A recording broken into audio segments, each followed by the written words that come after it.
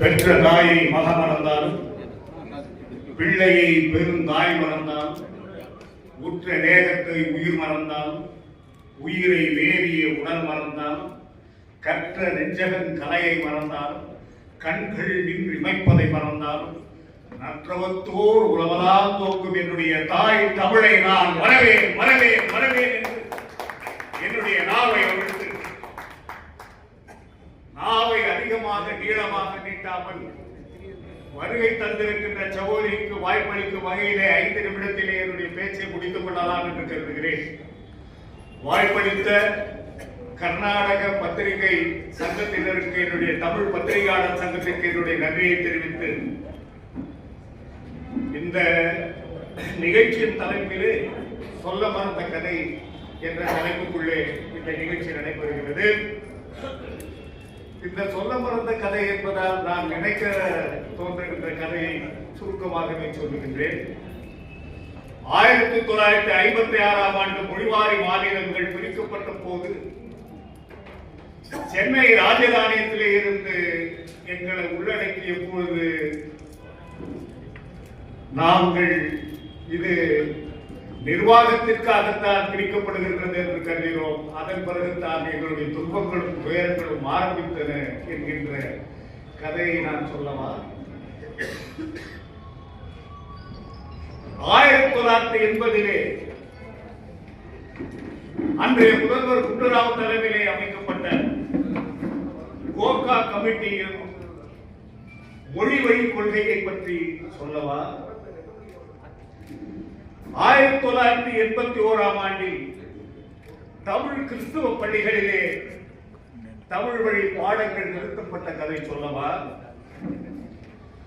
அதே போல 1982ஆம் ஆண்டு ஜூன் மாதம் 28ஆம் தேதி பெங்களூரில் பெருந்திரளாக தமிழர்கள் கூடி அன்றைய முதல்வரையும் அன்றைய கவர்னரையும் சந்தித்து, நீங்கள் கோகா கமிட்டி ரிப்போர்ட்டை நிறைவேற்றக்கூடாது என்று நாங்கள் ஊர்வலமாக சென்று மனு கொடுத்தோமே, அது குப்பையிலே போடப்பட்ட கதை சொல்லவா? 1982 ஜூலை மாதம் வெகுண்டெழுந்த நம்முடைய தமிழர்களின் கதை சொல்லவா? இப்பொழுதுதான் நான் கேட்டுக்கொண்டிருந்தேன் தங்கவையினுடைய பெருமைகளை பற்றி.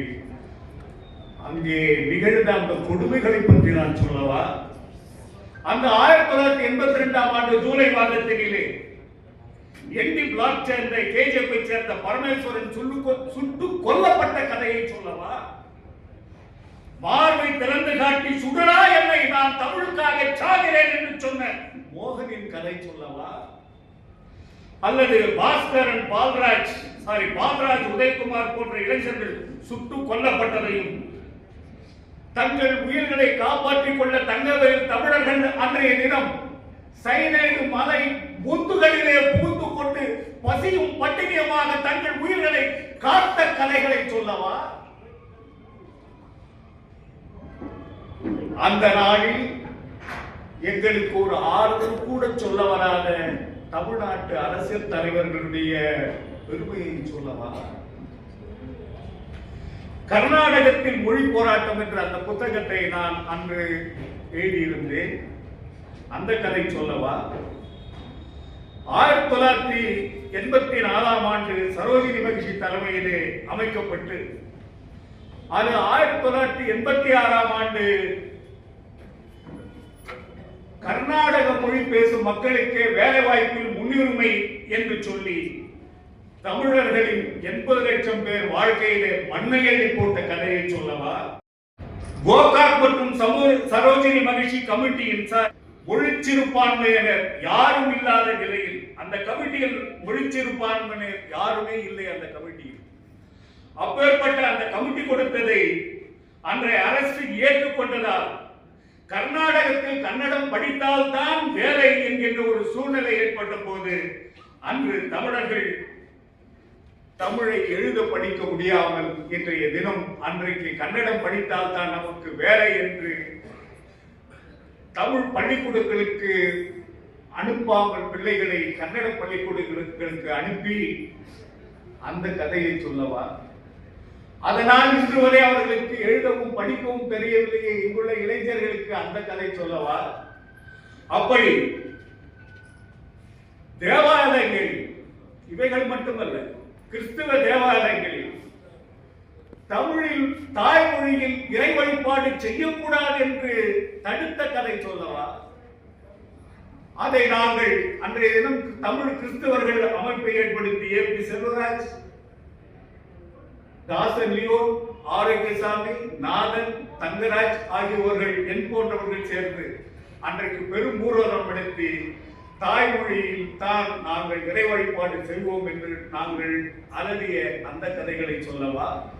இன்றும் அது கிறிஸ்துவ மதத்திலே தாய்மொழி வழிபாட்டுக்கு சிக்கல் இருக்கின்ற கதை சொல்லவா? அவரவர் வீடுகளிலே இன்றைய தினம் தாய்மொழியில் தான் கிறிஸ்தவர்கள் தங்களுடைய ஜபங்களை செய்கின்ற ஒரு சூழ்நிலை உருவாக்கின்றது. இந்த கொடுமையான கதை சொல்லவா? அது மட்டுமல்ல, தமிழர்கள் ஒரு தீர்மானத்தை எடுத்தார்கள். எப்படி கன்னடம் படித்தால் வேலையோ அதுபோல தேசிய கட்சிகளில் சேர்ந்தால் நாம் நன்றாகி விடலாம், அரசியல் பெரியாகி விடலாம் என்ற நட்பு ஆசையிலே தேசிய கட்சிகளிலே பெருவாரியான தமிழர்கள் சேர்ந்தார்கள். எத்தனை பேர் இந்த எம்எல்ஏக்கள் இருக்கிறார்களா, எம்பிகளாக இருக்கிறார்களா, அமைச்சர்களாக இருக்கிறார்களா, என்னவாக இருக்கின்றார்கள்? ஒன்றும் இல்லை. அந்த கதையை சொல்லவானா? 1991ஆம் ஆண்டு டிசம்பர் மாதம் நடைபெற்ற காவிரி கலவரத்தில் தாலிகள் அறுக்கப்பட்டு தமிழ்ச்சிகளின் கதையை சொல்லவா? வெளியே தலை காட்ட முடியாமல் தாலியை மறைத்து வைத்துக் கொண்டு தமிழிலே பேசுவதற்கு கூட அஞ்சிய தமிழர்களின் கதையை சொல்லவா? பெங்களூர், மைசூர் மற்றும் பல்வேறு பகுதிகளிலே, சாம்ராஜ் நகர் போன்ற பகுதிகளிலே சூறையாடப்பட்ட சொத்துக்கள் எவ்வளவு, வணிக நிறுவனங்கள், வீடுகளில் இழந்த கதைகள் எவ்வளவு, இவர்களெல்லாம் சொல்லவா வேண்டும்? பெங்களூரிலே தினத்தந்தி அலுவலகம் அடித்து நொறுக்கப்பட்டு ரத்த வெள்ளத்திலே அந்த ஊழியர்கள் இருந்த போது நான் உட்பட ஆம்புலன்ஸ்களை எடுத்துக்கொண்டு சென்று அந்த ஊழியர்களை காப்பாற்றி நாங்கள் மருத்துவமனையிலே சேர்த்தோமே, பத்திரிகையாளர்களுக்கு கூட இந்த நிலை நடந்ததே. அந்த கதைகளை சொல்லவா? இப்படி துன்பப்பட்டும் துயரப்பட்டும் அடிப்பட்டும் உதைப்பட்டும் துயரப்பட்டும் வாழ்ந்து கொண்டிருக்கின்ற தமிழர்கள் உள்நாட்டிலேயே அகதிகள் என்று சித்தரிக்கப்பட்டோமே, அந்த கதையை சொல்லவா? இன்று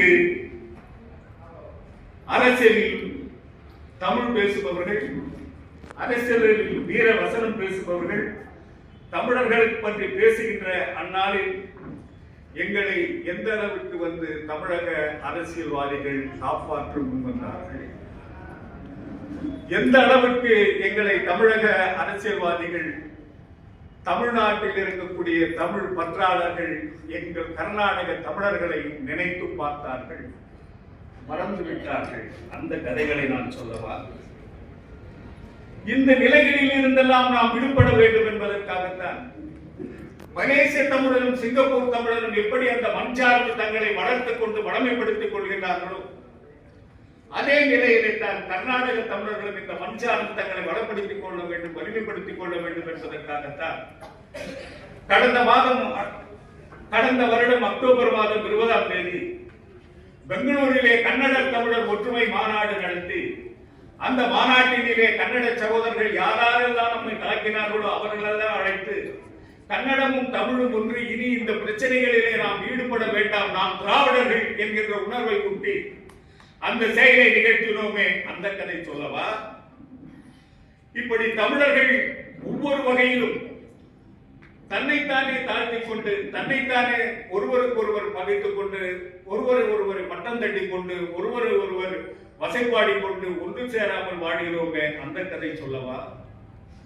இவர்களெல்லாம் ஒன்றாக சேர்ந்தால் தானே அடிப்படையில் எதிர்காலத்திலே தமிழர்களின் வாழ்வு சிறக்கும், வளம் பெருகும் என்ற அடிப்படையிலே நான் ஏற்கனவே சொன்னது போல் சகோதரிக்கு நான் இடையூறாக இருக்க விரும்பவில்லை. ஒரே ஒரு சிறுகதையை மட்டும் சொல்லிக் கொடுக்கின்றேன். அந்த கதை என்னவென்றால், ஒரு ஊரில்